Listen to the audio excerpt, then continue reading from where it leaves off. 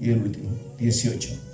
Y el que vivo y estuve muerto, mas he aquí que vivo por los siglos de los siglos. Amén.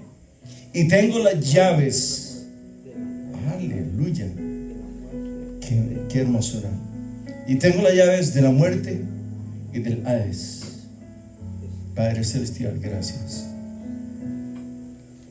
Bendecimos este momento tan glorioso, Señor, en tu nombre, porque eres tú quien nos das la vida, nos da el aliento, Señor, nos das el transporte, la salud, el calzado, el vestido, el techo, todo nos das, el alimento, Señor, nos das un lugar para trabajar, para movernos. Nos das la gracia delante de nuestros patrones para ganar el pan de cada día. Gracias. Gracias, Señor. Gracias, Señor. No hay palabras para describir la gratitud que hay en nuestros corazones por todo lo que tú nos das. Y la iglesia de Cristo dice, amén. Permítame leer el 19, hermano. Tome su asiento, por favor.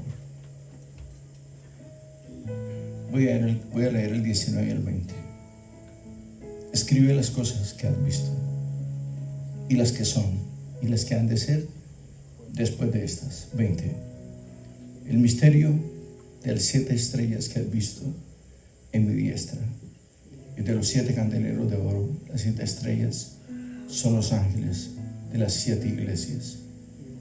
Y los 7 candeleros que has visto son las 7 iglesias.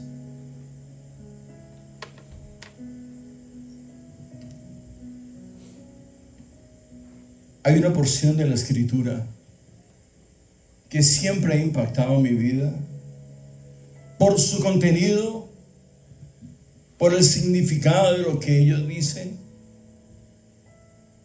Está en Oseas, capítulo 13. Si no estoy equivocado.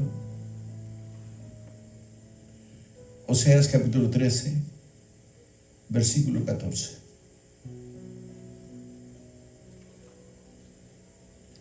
Oseas capítulo 13, versículo 14.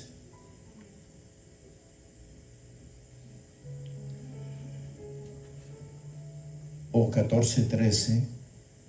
O 13, 14, déjeme ver. Sí, 14, 13, 14.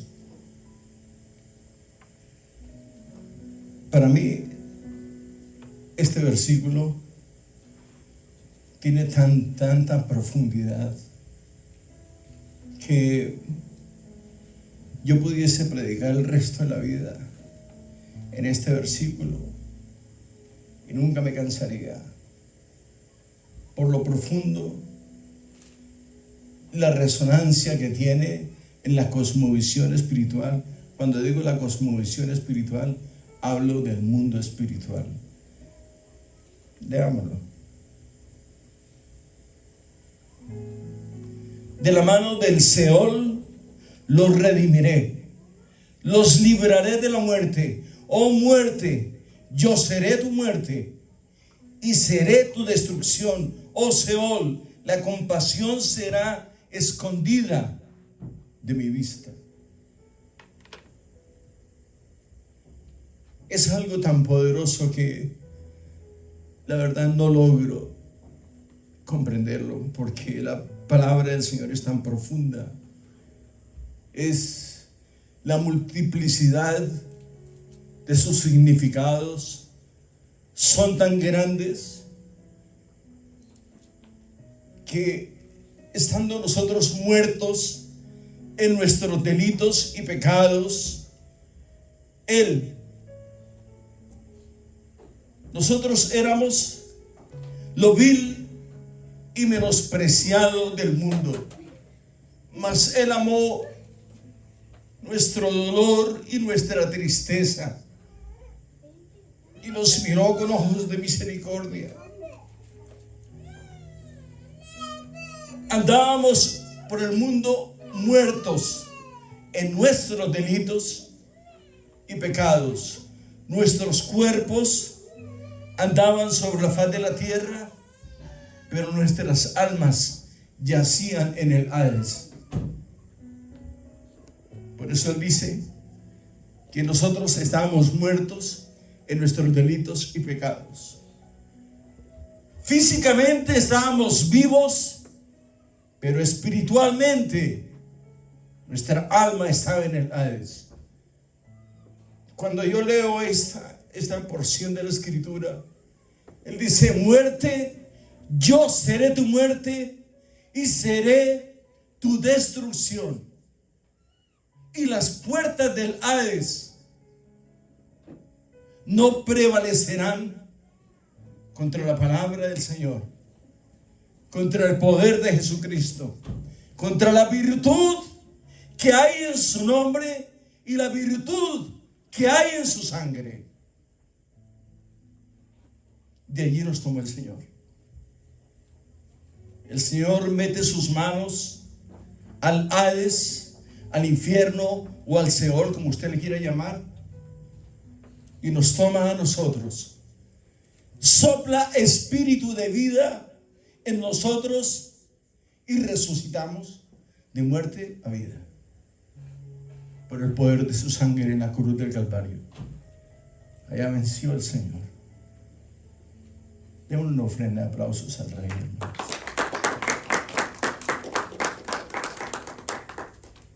Quiero leer rápidamente algo que escribí acá.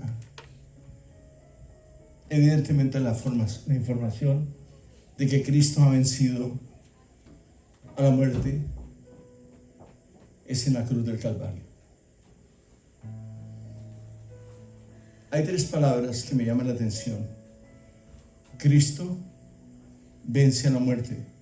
Por eso le puse como título: Jesucristo venció la muerte. Son tres palabras. Venció la muerte en la cruz del Calvario. Somos libres, somos nuevas criaturas. Dios tomó nuestra tristeza, nuestra pobreza, nuestro afán, nuestra enfermedad, y nos hizo nuevas criaturas. Puso un cántico nuevo en cada una de nuestras vidas. Podemos mirar a una mujer, la mujer puede mirar a un hombre sin codiciarlo, con ojos de misericordia. Por eso es que una mirada tierna y dulce transforma. Un gesto, un ademán transforma, porque no somos cualquier persona. Hemos sido comprados a precio de sangre. Y no es cualquier sangre, porque la sangre de Cristo tiene virtud salvífica.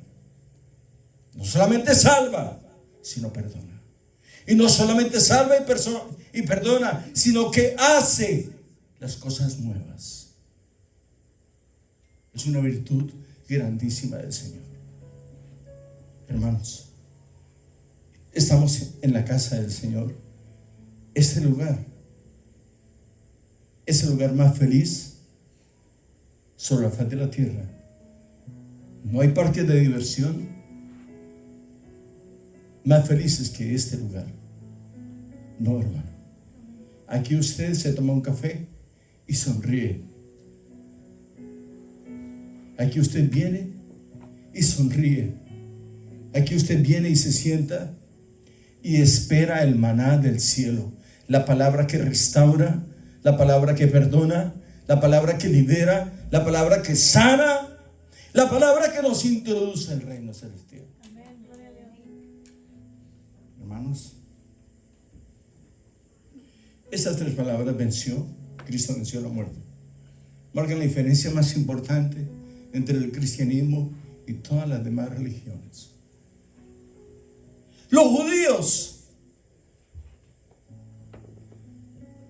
nosotros, los cristianos, somos judíos. Yo sé que usted no lo cree, hermano. ¿Usted lo cree? Nosotros, dice la Escritura, somos el Israel espiritual de Cristo. Y lo voy a decir algo, lo voy a documentar más. Los judíos son los hijos de Abraham. Abraham era pagano, no era judío. ¿Sabían ustedes eso? Abraham no era judío y es el padre de los judíos. ¿Cómo es eso? Se lo voy a explicar. Abraham era caldeo, era pagano, pero era un hombre con una fe impresionante. Impresionante.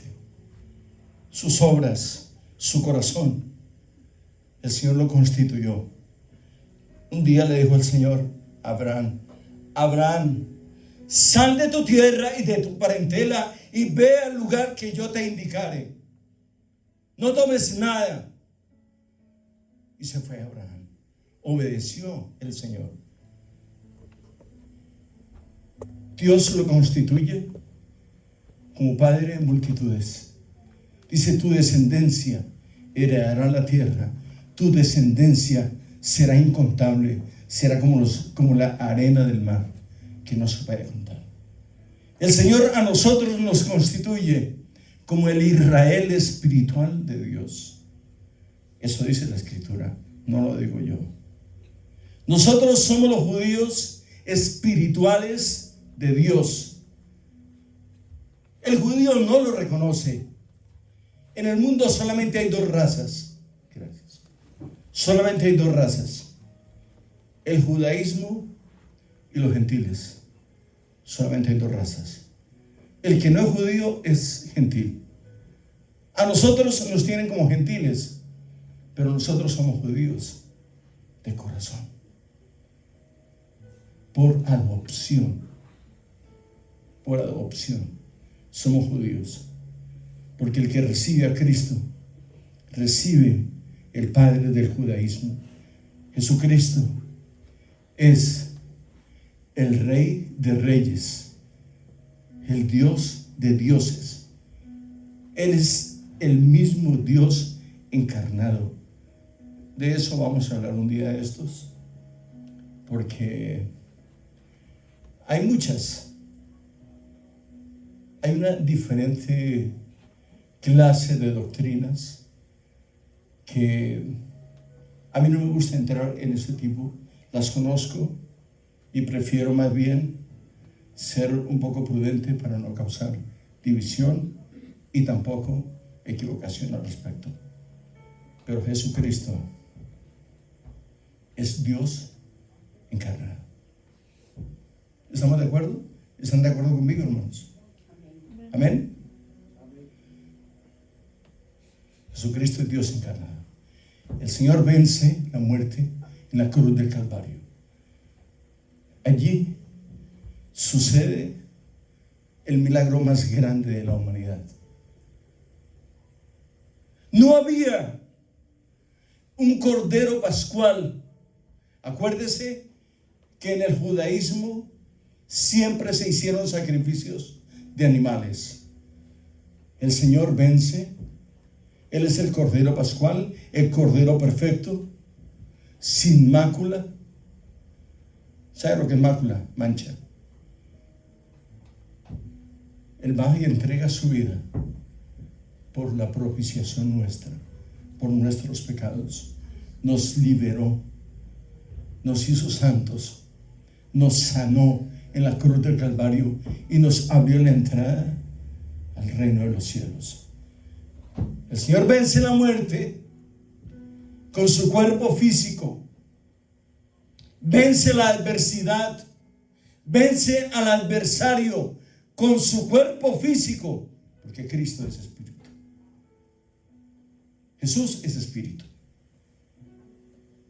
Él entrega su vida. Jesucristo no muere, porque Jesucristo es espíritu. Jesucristo entrega su cuerpo en propiciación de nuestros pecados. Nos libera, nos santifica y nos da la entrada al lugar santísimo.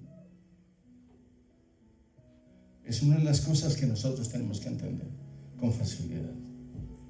Jesucristo libera nuestras almas en la cruz del Calvario a través de su sangre.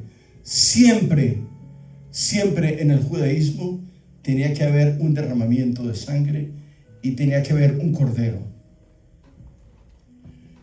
Cuando el Señor voltea las mesas del templo, mucha gente se paraba en los atrios, o sea, en la entrada del templo, con sus pollinos, sus corderos, porque cada uno llevaba su cordero por propiciación de los pecados. Y había gente que no tenía sino uno, flaquito como sea, pero en la entrada había gente que tenía sus corderitos bien gordos, los vendía. Por eso el Señor volteó las mesas y el Señor les dijo: mi casa no es casa de ladrones. Volteó las mesas. Mi casa es casa de oración, no es casa de negocio. Hermanos, nosotros tenemos que entender lo que Cristo hizo en la cruz del Calvario. Los musulmanes tienen a Mahoma, está el Marjahi de la India, está el Dalai Lama también de la India. ¿Dónde están ellos? Están muertos. ¿Dónde está Mahoma? Está muerto. ¿Dónde está Buda? Está muerto.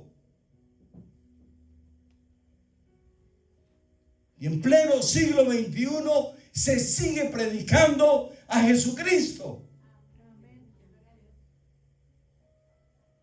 Hermanos, hay motivos fehacientes y poderosos para nosotros levantarnos y darle la gloria al que vive por los siglos de los siglos. Usted no lo ve, no lo puede tocar, pero su palabra surte un efecto demoledor en su vida. Cuando usted lee la palabra del Señor, usted siente el impacto del Espíritu de Dios en su vida. Siente que el fuego, el poder de la palabra atraviesa su ser, espíritu, alma y cuerpo. Eso lo hizo el Señor en la cruz del Calvario. Tú y yo fuimos circuncidados en el espíritu. Estamos aquí no porque un hombre nos traiga, por la firme y plena convicción del Espíritu de Dios en nuestras vidas. Ese es el poder de la palabra, el espíritu mismo de la palabra. Por eso Oseas 13:14 dice: oh muerte, yo seré tu muerte. Oh muerte, yo seré tu muerte. Y las puertas del Hades no tendrán nunca jamás poder sobre nosotros. El Señor de allá nos tomó. Nosotros estábamos muertos. Usted puede haber tenido dinero, posesiones, muchas cosas, pero tenía muchas necesidades. No dormía tranquilo, no vivía tranquilo. ¿Sabe por qué? Porque nos faltaba el Espíritu de Dios en nuestras vidas.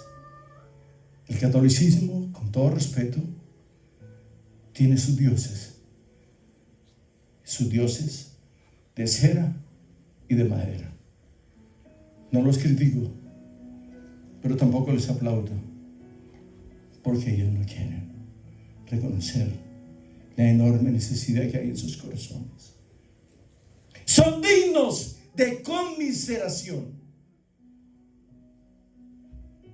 Así estuvimos muchos de nosotros, engañados. Bien, quiero que vayamos a otra escritura. Vamos a ir a Mateo 27. Un poquito adelante, por favor.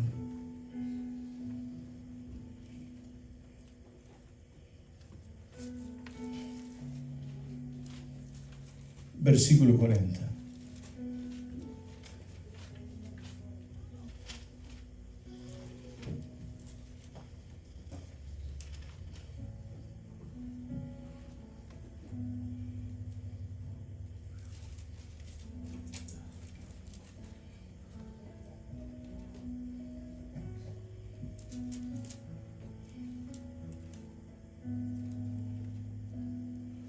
Déjeme ir al 36. Y sentados le aguardaban allí, 37, y pusieron sobre su cabeza su causa escrita: este es Jesús, el Rey de los judíos. 38. Entonces crucificaron con él a dos ladrones, uno a la derecha y otro a la izquierda. Permítame un momentico. Hay mucha controversia acerca de este versículo, Mateo 27, 38. Y le voy a decir algo. Nosotros los hombres, y muchas veces el liderazgo de muchas iglesias, ponen normas de hombres sobre el pueblo de Dios. Este hombre no fue bautizado. La palabra de Dios dice que el que creyere y fuere bautizado, este será salvo. Este ladrón nunca fue bautizado y fue salvo. No estoy diciendo que el bautismo no sirve. El bautismo no salva. El que salva es la sangre de Cristo Jesús. Pero es un requisito de la salvación. Es un reconocimiento de la salvación. Este hombre no fue bautizado. ¿Sabe por qué? Lo tomó el Señor ese día. La gente dice que habían dos ladrones, uno bueno y uno malo. Si era ladrón, no era bueno. Y si el otro era ladrón, era también malo. ¿Y sabe qué pasó? El Señor dice en su palabra que este hombre le dijo: nosotros tenemos derecho a que nos juzguen, a morir, pero él no ha hecho nada. Le dice un ladrón al otro, y el otro le dice: si verdaderamente eres Cristo, sálvate a ti mismo. Y el otro ladrón le dice lo irreverente que era. Y el Señor le dice al ladrón, le dice: de cierto te digo, que esta noche estarás conmigo en el paraíso. Ese hombre fue salvo. Entró directo al paraíso. Directo al paraíso. ¿Quién te trajo? Jesucristo me trajo. ¿Quién te ordenó? Jesucristo me ordenó. Ojo con los mandamientos de hombres. Dios seguirá siendo Dios. Dios no regula. Dios no hace cosas nuevas, porque todo fue hecho ya en la cruz del Calvario. No hay mandamiento de hombres.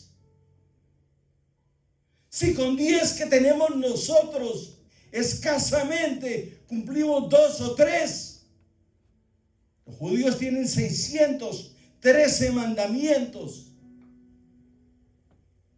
Hermanos, dense cuenta dónde estamos nosotros. Dios desafía la lógica de los hombres.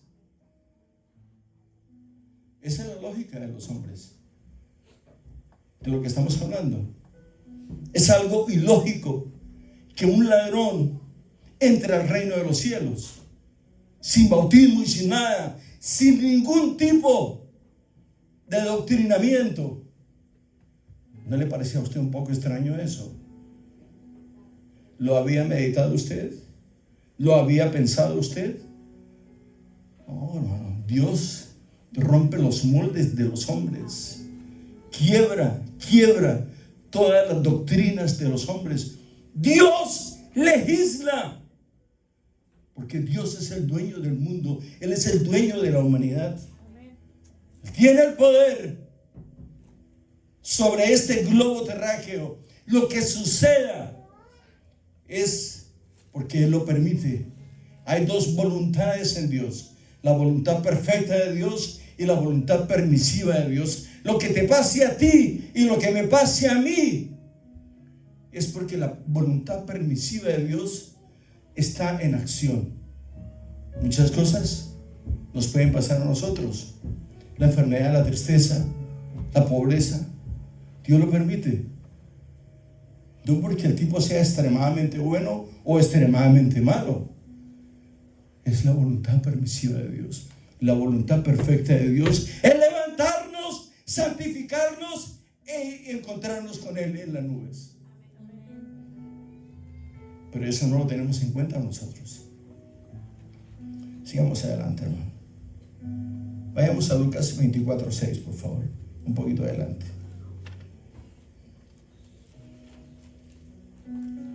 Dios es un Dios de misterios, de propósitos. Lucas 24:6.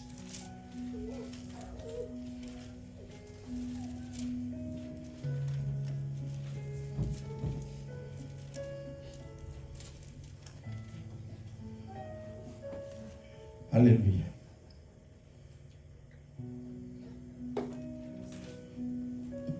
Déjeme leer desde el primero. El primer día de la semana. ¿Cuál es el primer día de la semana, hermanos?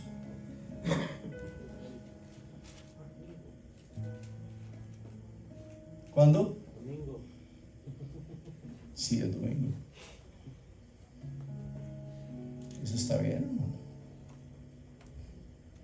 El primer día de la semana, muy de mañana, vinieron al sepulcro trayendo las especias aromáticas que habían preparado y algunas otras mujeres con ellas. Y hallaron removida la piedra del sepulcro. Y entrando no hallaron el cuerpo del Señor Jesús.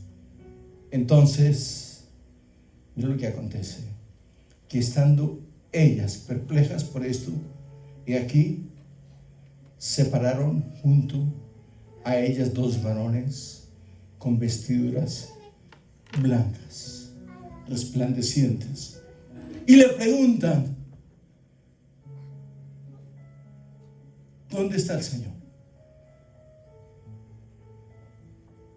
Y ellos le dicen: ¿por qué buscáis entre los muertos al que vive para siempre? Hermanos, ¿por qué buscamos entre los muertos? Esta es una conmemoración más, llamando y atrayendo la dulce venida del Señor por su pueblo bendito. ¿Por qué buscamos entre los muertos al que vive para siempre? En el libro de Juan, en el Evangelio de Juan, el Señor entra al aposento donde estaban todos los judíos reunidos, los discípulos reunidos, tristes, apesadumbrados, porque su maestro ya había partido. Y aparece el Señor. No entró por la ventana, no entró por la puerta, sencillamente se apareció en medio de ellos. Le dijo: paz a vosotros. Ellos quedaron atónitos al ver que Jesucristo entra y se aparece en medio de ellos. El problema es: ¿por dónde entró? Porque Jesucristo es espíritu. Tenemos una imagen un poco equivocada de lo que es Él verdaderamente. Dios es espíritu, y donde está el espíritu del Señor, allí hay libertad. Y no solamente hay libertad, sino que nosotros somos circuncidados por la fe en Él. Vayamos a Juan capítulo 20, versículo 23. Y le voy a demostrar a ustedes por la escritura. Ellos estaban preocupados. Los discípulos estaban preocupados. Estaban en un aposento encerrados. Vamos a ir a la escritura. Juan, creo que 19 o 20, permítanme. 20. Vayamos al versículo 19. Jesús se aparece a sus discípulos.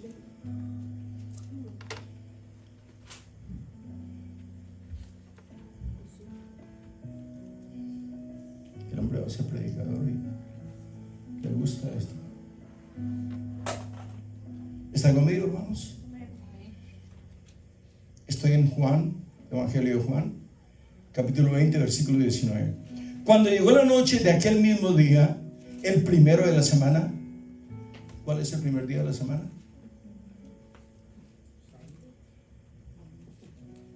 Dígamelo en inglés.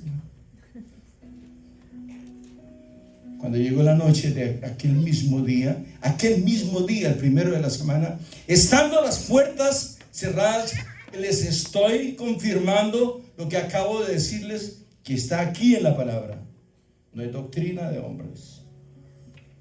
De aquel mismo día, el primero de la semana, estando las puertas cerradas, en el lugar donde los discípulos estaban reunidos, por miedo de los judíos, vino Jesús y puesto en medio, les dijo: paz a vosotros. 20. Cuando les hubo dicho esto, les mostró las manos y el costado, y los discípulos se regocijaron viendo al Señor. 21. Entonces Jesús les dijo otra vez: paz a vosotros. Como me envió el Padre, así también yo os envío. ¿Y qué es lo que dice el versículo 21? ¿Qué dice? Y habiendo dicho esto,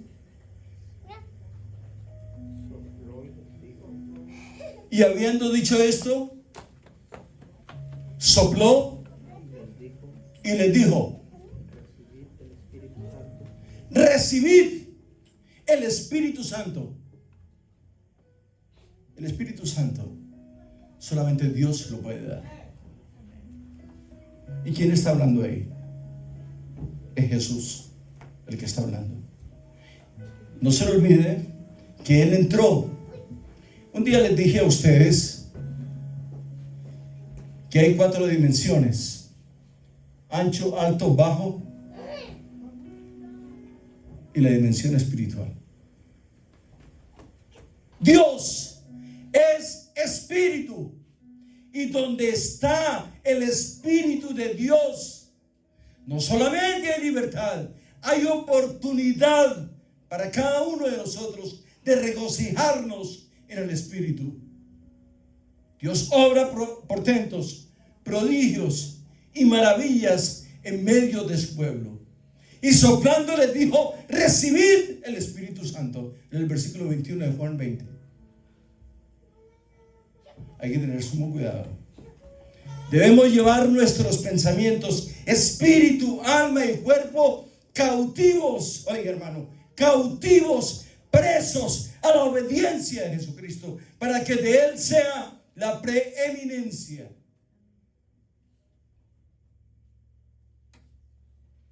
Esta palabra a la cual tú tienes acceso es espíritu.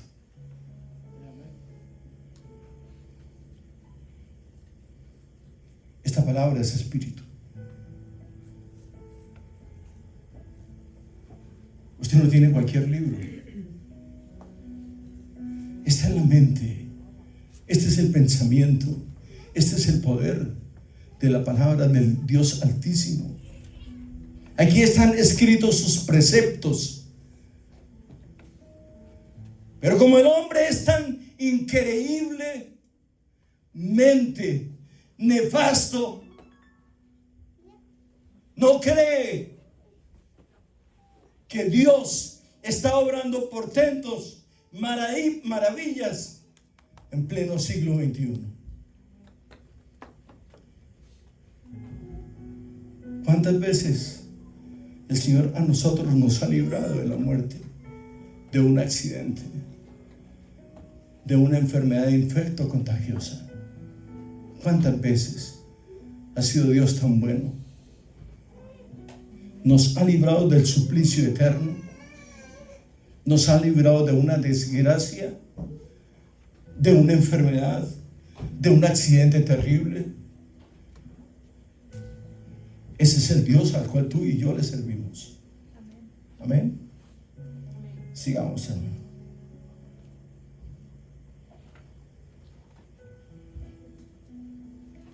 Vayamos a Primera de Reyes, capítulo 17. Vamos al Antiguo Testamento, Primera de Reyes. Está antes de Crónicas, capítulo 17, versículo 17 al 24.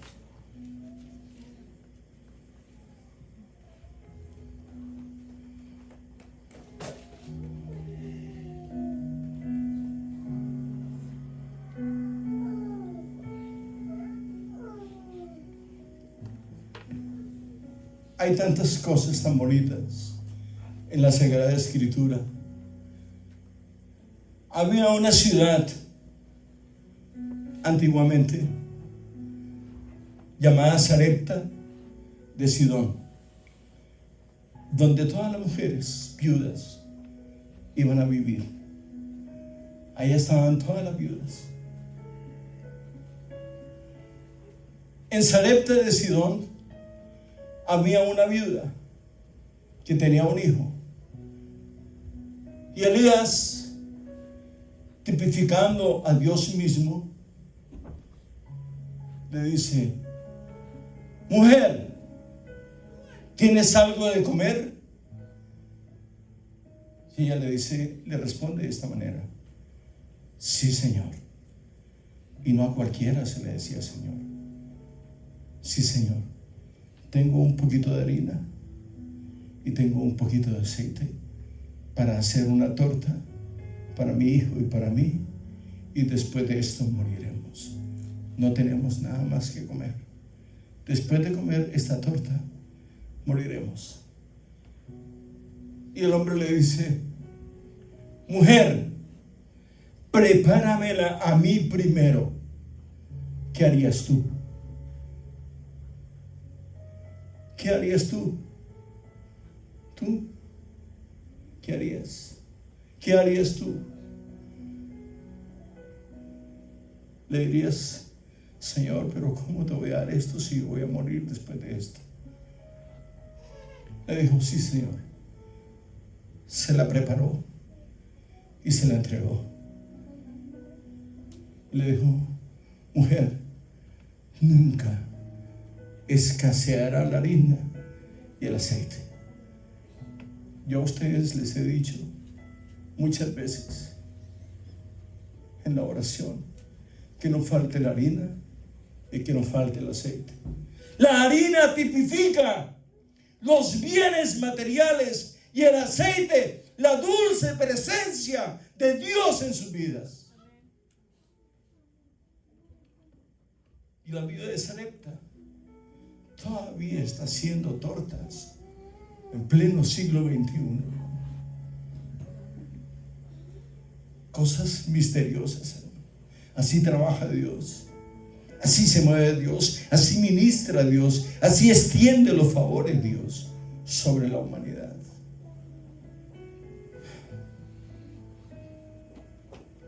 Es increíble. Vayamos a Marcos, al Evangelio de Marcos. Ya vamos a terminar, hermanos. Marcos capítulo 5.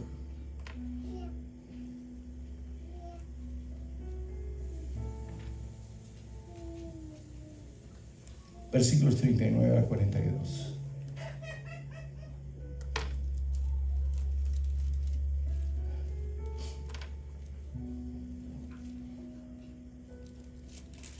Cuando estén cansados me avisen, hermano.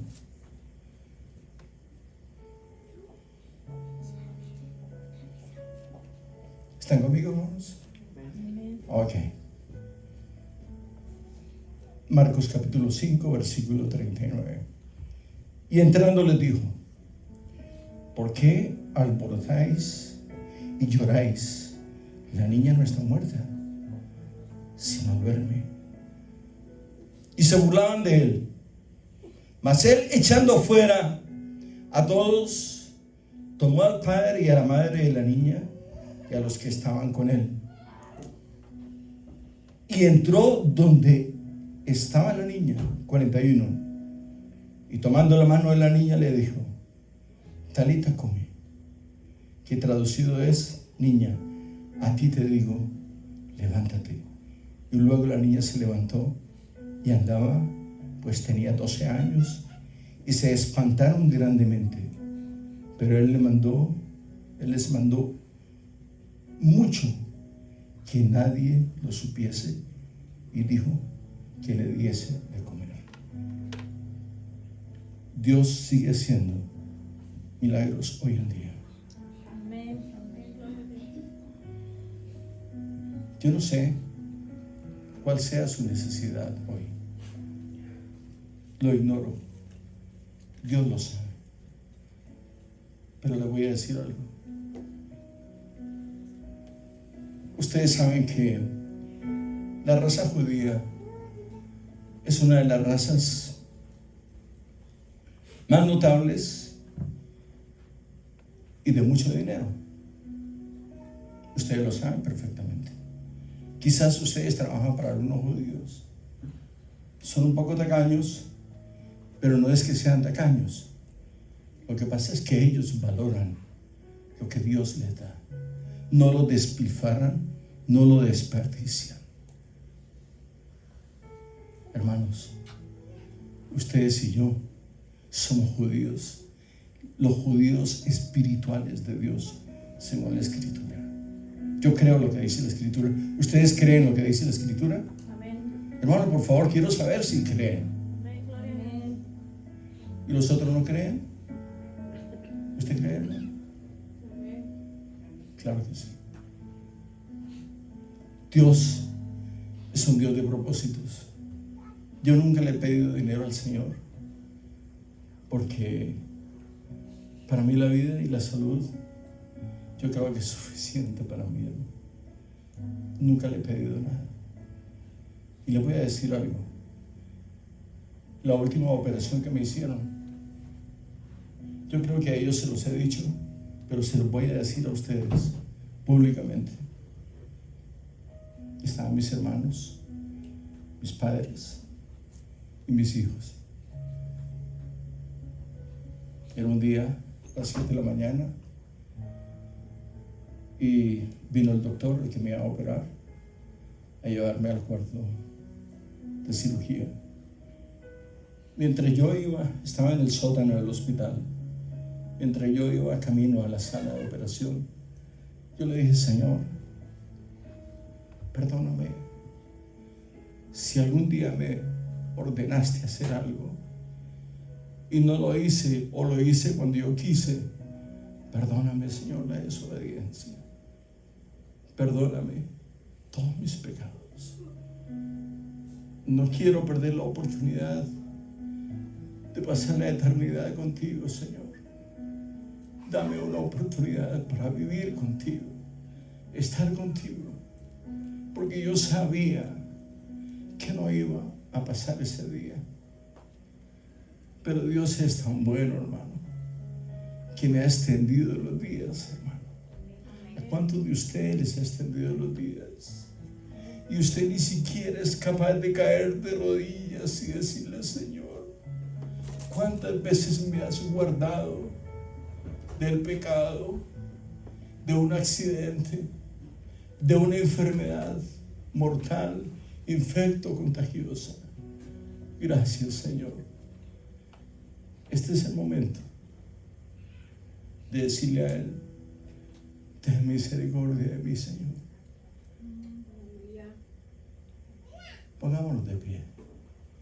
Y dígale al Señor, Señor, gracias por la vida. Y le voy a decir algo más. Esto que le voy a decir es la primera vez que lo voy a hacer. Si usted